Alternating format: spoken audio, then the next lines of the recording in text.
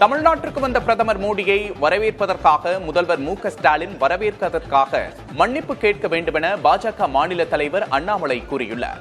மதுரை விமான நிலையத்தில் செய்தியாளர்களை சந்தித்த அவர், அரசு நிகழ்ச்சி என்பதால் பிரதமர் இருந்த விழா மேடையில் தான் இல்லை எனவும், சட்டமன்ற உறுப்பினராக உள்ள நயினார் நாகேந்திரன் இருந்ததாகவும் கூறினார். பாஜகவின் அடுத்த மாநில தலைவருக்கான போட்டியில் தான் இல்லை எனவும் அண்ணாமலை மீண்டும் தெரிவித்தார்.